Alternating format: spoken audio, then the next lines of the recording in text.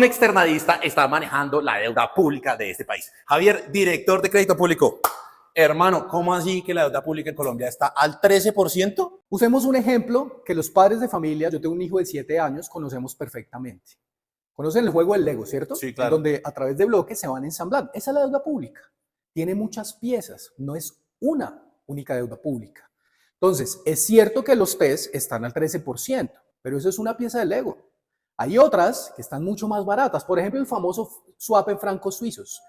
La deuda que estamos recogiendo con ese swap es deuda que había sido colocada a tasas cercanas al 10, 11, 12% y el compromiso con los bancos es al 1.5%.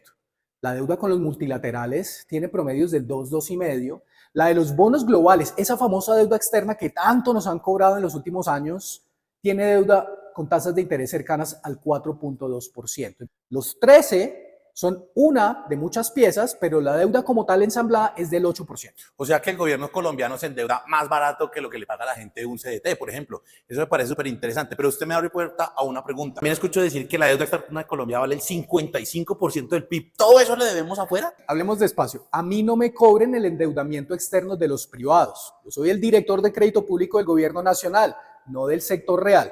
La deuda externa del gobierno nacional está en el 25% del PIB.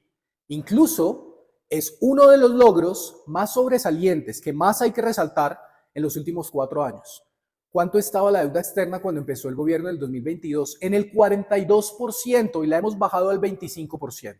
Entonces, si hay algo realmente que hemos hecho bien a nivel de tarea técnica es reducir la vulnerabilidad del país ante posibles crisis internacionales, bajando la deuda externa a un 25%. Pero fíjense que volviéndolo de ahorita, la gente hace una comparación, ¿no? Dice, TES al 13%, pero afuera nos prestarían al 3%. Y yo digo, miércoles, pues la gente no está teniendo en cuenta el costo de la tasa de cambio, que hay una fluctuación, impacta, entonces no es comparable. ¿Cómo le explicamos eso a la gente? Importante, mi tarea como director de crédito público es básicamente doble. Hacer que la deuda pública en costo sea lo más barato posible, pero también administrar los riesgos. El riesgo cambiario es uno de los más importantes que hay en el portafolio de deuda pública de la nación. ¿Qué quiere decir eso? Si yo tengo una deuda externa que pesa 25% del PIB, comparado con una deuda externa que pesaba el 42% al inicio del gobierno, quiere decir que estamos menos expuestos a tasa de cambio. Hoy en día, si uno va, por ejemplo, a revisar en cuánto se está cotizando el dólar en pesos colombianos, está alrededor de los 3.800, hace unas semanas estuvo en 3.550, pero en el pasado alcanzó a llegar a 5.000 pesos. Si en algún momento la tasa de cambio vuelve y se dispara por cualquiera sea la razón interna o externa, hoy somos menos vulnerables. Reducir la deuda externa es conveniente para el país. Ahora, vámonos a soluciones de esquina. Pongamos el 100% de la deuda interna, de la deuda pública en deuda interna, eliminamos el riesgo cambiario, pero encarecemos el costo. Ahora, vámonos a la otra esquina. Pongamos el 100% de la deuda pública en externa, bajamos el costo porque afuera las tasas, por ejemplo, de un bono global de 10 años en dólares están hoy en día cercanas al 6.8%, comparado con un test del mismo plazo de 10 años, está cercana a 13.8%. Si me voy 100% a deuda externa, el ciudadano del común diría, pues es conveniente porque bajamos el costo, pero lo que el modelo de deuda y sobre todo el riesgo nos dice es que estaríamos expuestos a un riesgo muy alto. ¿Por qué? Porque si en algún momento el dólar se aprecia muy fuerte con respecto al peso, todos los colombianos entraríamos a pagar mucho más por el endeudamiento en dólares. Entonces, como las esquinas no son convenientes, lo que uno trata de hacer es un proceso de optimización. ¿Cuál es el punto en donde bajo el costo, pero también estoy dispuesto a administrar y a mitigar ese riesgo?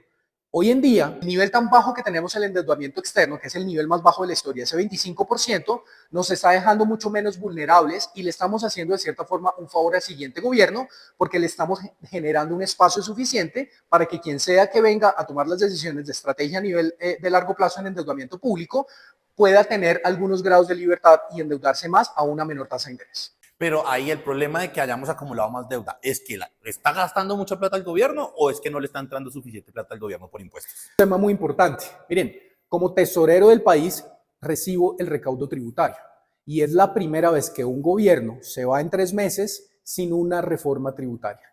La primera reforma pasó en el Congreso, pero la Corte la tumbó parcialmente. El intento de segunda y tercera reforma no pasaron por el Congreso. Y los intentos 4 y 5, en el marco de la emergencia, también están teniendo un debate nacional. Y esto es acumulativo. Cuando uno entra a revisar gobiernos anteriores, hubo múltiples reformas tributarias y el país requiere mayores ingresos. Entonces, se trata de una solución de mejorar el ingreso y de ser más eficientes desde el punto de vista del gasto, pero no eficiencia en una decisión simplemente del Ejecutivo. Hay un grado muy alto de inflexibilidad en el gasto. Cerca del 92% del presupuesto general de la nación tiene inflexibilidad por constitución, por ley o por un contrato. Eso hay que entrar a revisarlo de cara al siguiente gobierno. Por ahí escuché que van a bajar en 100 billones la deuda pública. ¿Cómo es ese cuento? Resulta que como externalista, académicamente formado en el mundo financiero y pues profesionalmente también con algunos años de experiencia, encontré que el funcionario promedio de crédito público en la historia, yo fui pasante hace 20 años y tengo conocimiento de lo que ha sido crédito público en un par de décadas, el funcionario promedio ha tenido mucho miedo a los derivados financieros. Por X o Y razón, los derivados no han sido utilizados como deberían serlo para ganar eficiencias en el endeudamiento público.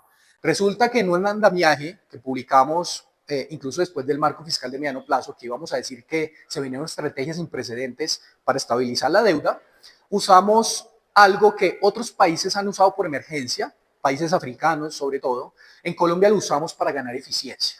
Ese es el famoso swap en francos suizos, que tanto debate tuvo en los últimos meses alrededor de la opinión pública colombiana.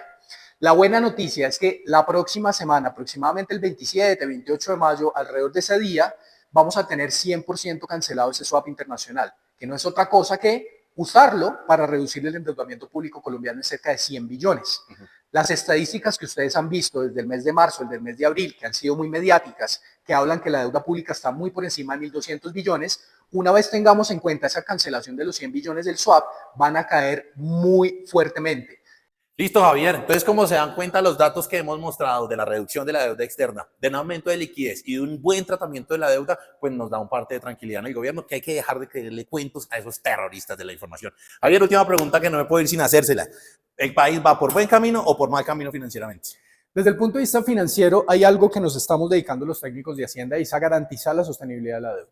Hay algo que requiere más un acuerdo de país relacionado, por ejemplo, con aumento del ingreso a nivel tributario, flexibilizar parte del gasto que hoy es inflexible, pero en lo que respecta al endeudamiento público, la tasa hoy que estamos pagando todos los colombianos, la tasa promedio, el costo promedio de la deuda, está en equilibrio con respecto al crecimiento de la economía. Desde que esto se sostenga en el largo plazo, debemos estar seguros que Colombia nunca ha hecho default de deuda, no ha entrado en moratoria, no ha entrado en cesación de pagos, y siempre y cuando esas dos tasas, el costo de la deuda y el crecimiento nominal de la economía, sigan en equilibrio, podemos estar seguros que no va a haber una moratoria de deuda en Colombia.